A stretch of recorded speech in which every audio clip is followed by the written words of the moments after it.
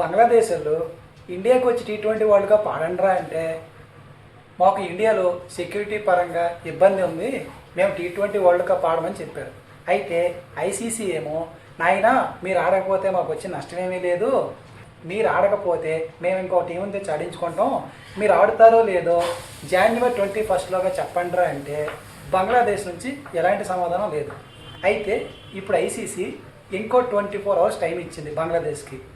మీరు ఆడుతారో లేదా ఫైనల్గా మీ మాట ఏంటో చెప్పండి, 24 అవర్స్ టైం ఇస్తున్నాం. జనవరి 22 మీరు ఐసీసీ టీ20 వరల్డ్ కప్లో ఇండియాకి వచ్చి ఆడతారా ఆడరా అనేది చెప్తే మేము దాన్ని బట్టి ఫైనల్ డెసిషన్ తీసుకుంటామని చెప్పింది. అయితే ఇప్పుడు ఒకవేళ బంగ్లాదేశ్ కనుక ఆడకపోతే బంగ్లాదేశ్ ప్లేస్లో ఎవరు ఆడతారు అంటే, బంగ్లాదేశ్ ఆడకపోయినంత మాత్రాన బీసీసీఐకి కానీ ఇండియాకి కానీ ఐసీసీకి కానీ వచ్చే నష్టమేమీ లేదు.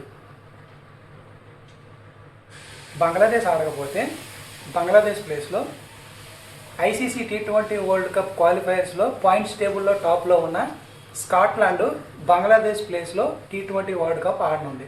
సో బంగ్లాదేశ్ జనవరి 22 అంటే ఈ రోజులోగా ఐసీసీకి ఇండియా వచ్చి టీ20 వరల్డ్ కప్ ఆడతారా లేదా అనేది చెప్పాల్సి ఉంటుంది.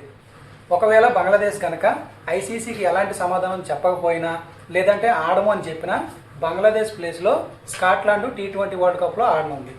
లేదు చక్కగా ఒళ్ళు దగ్గర పెట్టుకొని బంగ్లాదేశ్ క్రికెట్ భవిష్యత్తు గురించి ఆలోచించి కనుక ఆడతాం అనుకుంటే చక్కగా టీ20 వరల్డ్ కప్లో ఆడొచ్చు.